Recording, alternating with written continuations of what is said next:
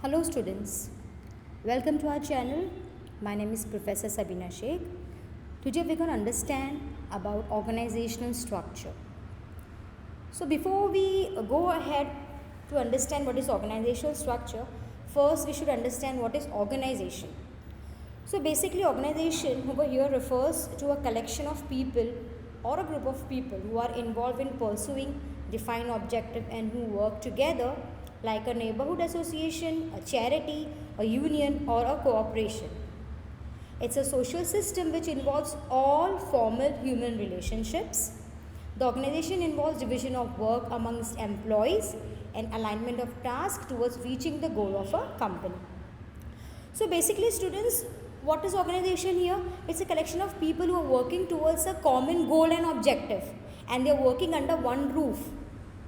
Okay, it can also be said that organization is a place where people assemble together, different kind of people, different talent, they assemble together and perform different set of duties and responsibilities towards attaining the organizational goals. Alright, this is what organization is. Now further, we have to divide the organization into two types, that is formal organization and informal organization. So first we'll understand what is formal organization. So there are different types. Okay. First we have this line organization. Okay. When we talk about line organization here students, it is the simplest and oldest organization structure. Okay. Why it is oldest? Because it's a very basic structure which normally everyone follows, and it's a very simple, easy and easy to recognize, also easy to adhere, easy to follow kind of an organization structure. Okay, what happens here is there is a clear division of accountability, authority and responsibility in the organization structure. That's why line organization is mostly followed. Alright, and in line organization what happens is there are people, there are authority and the hierarchy is followed. Okay, whatever message, whatever decision, it comes from top and it is followed towards the end. Okay, it is the structure is simple and easy to run in line organization. Hierarchy is followed as I told you. The decision making here is rapid and the responsibility over here is fixed in each level of the organization. It is also right and true in nature. Okay, and it's easy and it's a nice kind of an formal organization. Why? Because as I told you, the important point over here is it follows hierarchy, and over here the another catch is that each department will be busy with their work instead of focusing on the other department. Okay, each department will carry their own task and they will follow their own line of hierarchy and they will follow their own work. They won't peep into others' work. That's why it is a important and most followed line organization. Alright, so it is very important for overall development of the organization. Second, when we talk about line and staff organization, okay, it's an improved version of line organization. It is similar to line organization, but you can see that it's a little improved version of line organization. Why? Because the functional specialist is added in this line. Okay, the staff over here is for assisting this staff over here is for assisting the line organization. Okay, the decision making is easy. Okay, greater coordination is there between line and between staff. Okay, it has an opportunity to grow also. Clear? Then we have functional organization. Now functional organization is a type of organization over here. The task of managing and directing the employee over here is arranged as per function they specialize in. Okay, when we talk about function students, as the name indicates, it is related to the specialization. Okay, basically there are different type of members.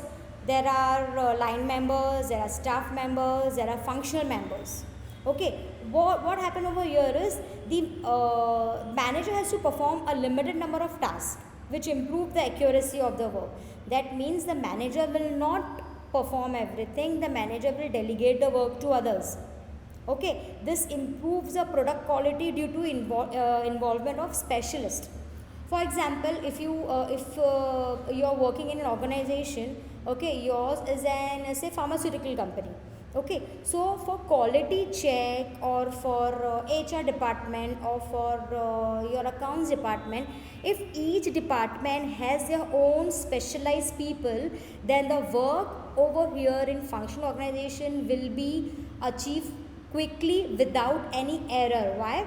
Because for example, if you are into a pharmaceutical company and in HR department, so HR department will help solve all the query of their employee. Okay, HR department will only focus towards solving the issues of which the employees are facing.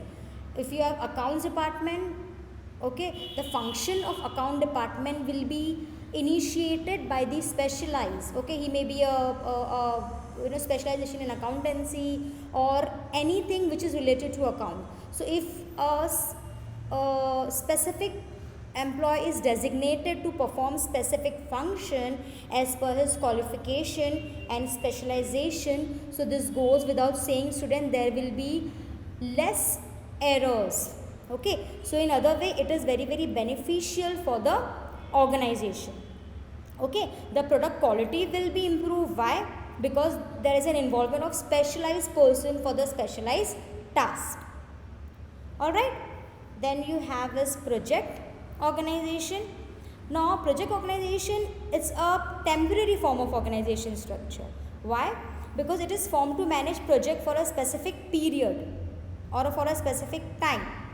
Okay, what happens in this form of organization, they have specialists from different departments who are brought together for developing a new product. Okay, in project department, as the name indicates, project. Okay, for example, in a company, for example, say in a pharmaceutical company, now we all have faced COVID-19 situation. So when there was an outbreak of COVID-19, so there were different projects in different companies, and pharmaceutical companies, they were specifically appointed to solve the issues related to COVID-19. Be it it may be the research for vaccination or research for invention of a tablet or immunity booster tablet, whatever. So there were different projects going on, okay, during this phase, and for the specific project the specific team was appointed. So as and when the purpose is solved, the project definitely get dissolved, so as the people working in that. Okay, so what happened is, over here what happened, what is the main catch here? There is a presence of many specialized people, specific people who are assigned for specific parts, for specific duties. Okay, over here specialists from different department, what they do, they increase the coordination among the members. Okay, each and every individual has a different set of responsibilities which improves the control process. Alright, next we have this matrix organization, students. Now as the word indicates, matrix organization, it's a latest and a new form of organization. What is this? It's a combination of functional and project organization. Okay, over here what happens is, there are two lines of authorities, the functional part of organization and the project part of the organization. Okay, and they have vertical and horizontal flow of authority respectively. When we talk about vertical flow and we talk about horizontal flow, okay, what happens here is, they have the information is flowing vertically and even horizontally. Okay, so the message is coming, the decision is coming from top to bottom, and here it is followed and it is discussed with other people also. Okay, since it's a combination of function and project management teams, there is, what happens is, there is an improved coordination between vertical and horizontal function. So there is a good amount of coordination in matrix organization. Okay, employees are motivated. Why? Because they'll be working towards the one single project, and they're coordinating, they're sharing the idea, they're sharing their views. Alright students, I hope this part is clear with you. So matrix organization is a new kind of organization, but yes, it is an important kind of organization. Why it is an important kind of organization? It is an important kind of organization because over here there are two flows which are involved. One is the vertical flow and other is the horizontal flow. Okay, and vertical flow can be upward also, and vertical flow can be downward also. It can be downward also, it can be upward also. When we talk about downward, it can happen that the decision is coming, it happens that the decision comes from top authority and then it is followed as per the hierarchy. And when there is an upward communication, so what happens is over here, no, you can't say a decision, but yes, the suggestion is initiated by the employee who are at the middle level, and then it is reached towards the high level. Alright, so there is a vertical flow over here, and there is a coordination between the vertical and horizontal communication. Alright, I'm talking about committee organization, students. It consists of group of people specially designed to perform the same task. That is what committee is all about.